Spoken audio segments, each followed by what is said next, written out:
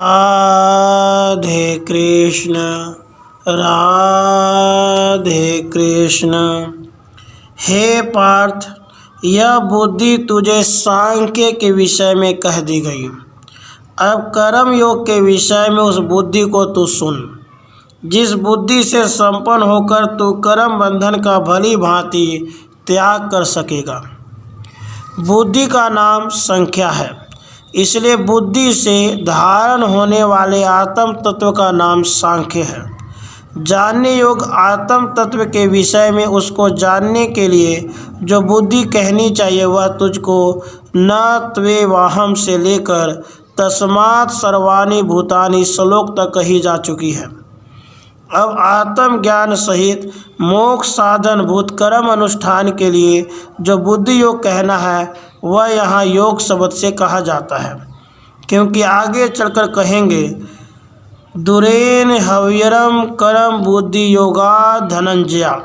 उस योग के विषय में जो बुद्धि कहनी है, जिस बुद्धि से युक्त होकर तू कर्म बंधन का नाश कर सकेगा, उस आगे कही जाने वाली बुद्धि को तू सुन। कर्मों के द्वारा होने वाले बंधन को कर्म बंध कहते हैं, इसलिए कर्म बंधन का अर्थ संसार बंधन है। आगे कही जाने वाली बुद्धि से युक्त कर्मों का महात्म्य कहते हैं। यहाँ इस कर्म योग में आरंभ का नाश नहीं है तथा प्रत्यवाय भी नहीं है। इस धर्म का थोड़ा सा भी अंश बड़े भारी भय से रक्षा कर लेता है। इस कर्म योग में अभी कर्म का नाश नहीं है। अभी कर्म कहते हैं आरंभ को, फल साधनता के नाश को नाश कहते हैं। आरंभ किया हुआ कर्म योग यदि पूर्ण होने से पहले बीच में ही खंडित हो जाए तो भी वह निष्फल नहीं होता, और आरंभ होकर खंडित हो जाने के कारण साधक को कोई प्रत्यवाय भी नहीं होता। इस कर्म योग रूप सव धर्म का थोड़ा सा अंश भी महान भय से, संसार भय से बचा लेता है। यही बात हे पार्थ उस कर्म योगी का इस लोक में या परलोक में कहीं भी नाश नहीं होता। इस प्रकार आगे चलकर छठे अध्याय में विस्तार पूर्वक कही जाएगी। दूसरे जो सकाम लौकिक और वैदिक साधन हैं वे पूरे होने के पहले बीच में ही खंडित हो जाने पर फल देने वाले नहीं होते, साथ ही प्रत्यवाय पाप के हेतु भी बन जाते हैं। काम्य कर्म विषयक बुद्धि की अपेक्षा मोक्ष साधन भूत निष्काम कर्म विषयक बुद्धि की विशेषता बतलाते हैं। कुरुनंदन, इस शास्त्रीय कर्म में निश्चयात्मक बुद्धि एक होती है और निश्चयहीन मनुष्यों की बुद्धियाँ अनंत एवं बहुत शाखाओं वाली होती है। यहाँ शास्त्रीय सभी कर्मों में व्यवसायत्मिका बुद्धि एक है। मुमुक्षु पुरुषों के द्वारा किए जाने वाले कर्मों में होने वाली बुद्धि को व्यवसायत्मिका बुद्धि कहते हैं।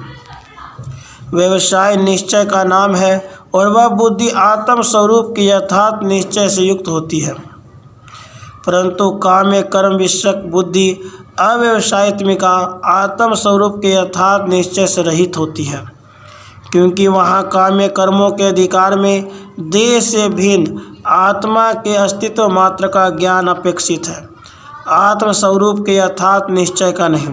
कारण आत्म स्वरूप का यथार्थ निश्चय न होने पर भी स्वर्ग आदि फल की कामना, उसके साधनों का अनुष्ठान और उन साधनों के फलों का अनुभव होना संभव है, और इसमें शास्त्र का भी कोई विरोध नहीं है। ऊपर बताई हुई यह व्यवसायत्मिका बुद्धि एकमात्र मोक्ष रूप फल के साधनभूत कर्मों की ही विषय करने वाली है, इसलिए एक है, क्योंकि मुमुक्षु के लिए समस्त कर्मों का विधान एकमात्र मोक्ष रूप फल के लिए ही किया जाता है।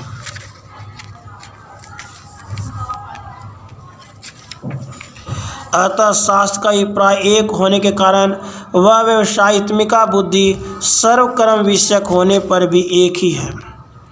जैसे एक ही फल की सिद्धि के लिए किए जाने वाले इति कर्तव्यता सहित आग्नेय आदि 6 कर्मों में शास्त्र के अभिप्राय की एकता होने से तद विषयक बुद्धि एक होती है, वैसे यहाँ भी समझना चाहिए।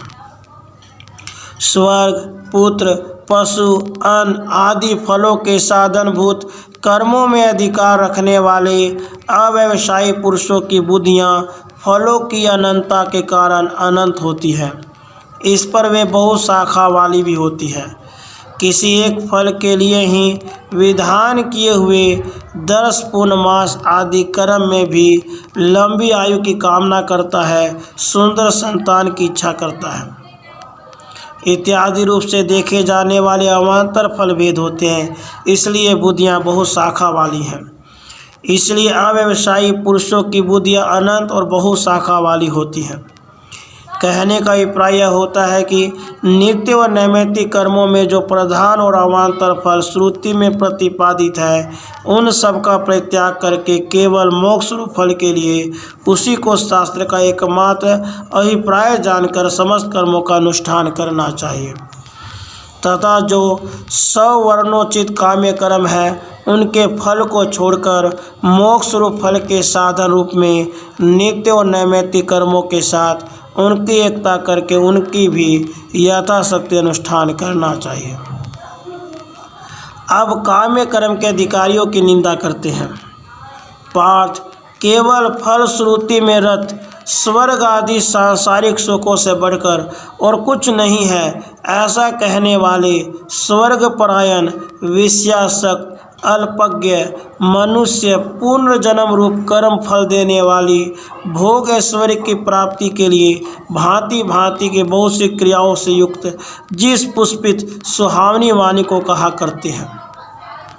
वेदवादरत, वेदों में जो स्वर्ग आदि फलों को बताने वाले वाक्य हैं, उनमें आसक्त अज्ञानी अल्पज्ञ पुरुष उन फलों में आसक्ति के अधिकता के कारण इस प्रकार कहा करते हैं कि स्वर्ग आदि से अधिक फल दूसरा कुछ है ही नहीं।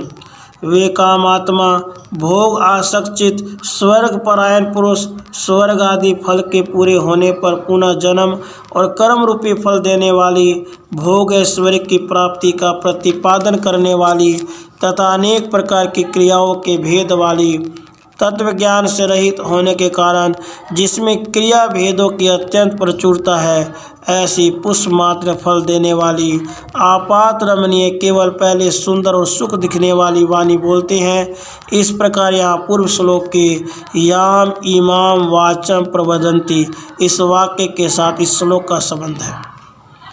उस वाणी के द्वारा अपहरण किए हुए मन वाले भोग ऐश्वर्य से अत्यंत आसक्त मनुष्यों के मन में निश्चयात्मिका बुद्धि उत्पन्न नहीं होती। जिन भोग ऐश्वर्य में अत्यंत आसक्त पुरुषों का आत्मज्ञान उस भोग ऐश्वर्य विषयक वाणी के द्वारा नष्ट हो चुका है, उनके मन में उपयुक्त व्यवसात्मिकता बुद्धि का उदय नहीं होता। इस मन में आत्मज्ञान भली भांति समाहित प्रतिष्ठित किया जाता है, इसलिए उसका नाम समाधि है। अभिप्राय यह है कि उन लोगों के मन में आत्मा के स्वरूप का यथार्थ निश्चय करने वाले ज्ञान से युक्त मोक्ष के साधन रूप कर्मों से संबंध रखने वाली बुद्धि कभी उत्पन्न ही नहीं होती। इसलिए मुमुक्षु पुरुषों को काम्य कर्मों में आसक्त नहीं होना चाहिए। सहस्रों माता पिताओं से भी अधिक वात्सल्य करके आत्मा का अभ्युदय और कल्याण करने के लिए जिनकी प्रवृत्ति हुई है, वे वेद इस प्रकार अत्यंत अल्प फल और पूर्ण जन्म देने वाले कर्मों का प्रतिपादन क्यों करते हैं तथा उन वेद प्रतिपादित कर्मों को त्याग करने के योग्य कैसे बतलाया जाता है, इसके उत्तर में कहते हैं। वेद सत रज और तम इन तीनों गुणों वाले मनुष्यों को विषय करने वाले हैं, तो इन तीनों गुणों की अधिकता से रहित सदा सत्व गुण में स्थित समस्त द्वंद्वों से अतीत और योग सांसारिक पदार्थों की प्राप्ति तथा क्षेम उनकी रक्षा को न चाहने वाले एवं आत्मपरायण हो। सत्व रज और तम इन तीनों गुणों का नाम त्रैगुण्य है।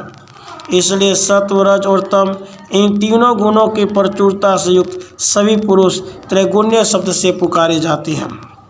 वेद उनको विषय करने वाले हैं, अतः वे वेद तमोगुण बहुल, रजोगुण बहुल और सत्वगुण बहुल पुरुषों के लिए उन पर वात्सल्य करके उनके हित का यथा योग्य उपदेश करते हैं।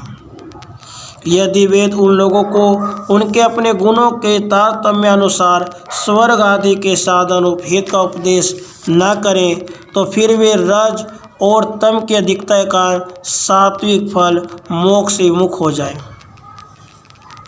और अपने लिए अपेक्षित फल के साधन को न जानने के कारण भोग लोलुपता से विवश होकर जो वस्तुतः सुख के साधन नहीं है उन्हीं को भ्रम से सुख के साधन समझकर उन्हीं में प्रवेश करके नष्ट हो जाए। इसलिए वेद त्रैगुण्य विषयक है, अर्थात तू निस्त्रैगुण्य हो। इस समय तुझ में सत्वगुण अधिक है, तो उसी को बढ़ा। एक दूसरे से मिले हुए तीनों गुणों की प्रचुरता वाला मत हो। तात्पर्य है कि उन तीनों की प्रचुरता को मत बढ़ा। निर्द्वंद्व समस्त सांसारिक स्वभाव से रहित हो और नित्य सत्वस्थ दोनों रजतम गुणों से रहित केवल बढ़े हुए सत्व में नित्य स्थित रह।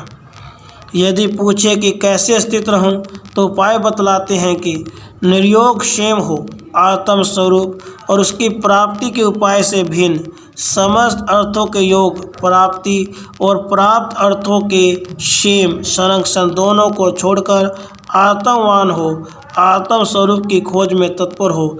इस प्रकार करने से तेरज और तम की प्रचुरता नष्ट हो जाएगी और सत्व बढ़ जाएगा। अप्राप्त की प्राप्ति योग और प्राप्त की रक्षा सेम है। राधे कृष्ण, राधे कृष्ण।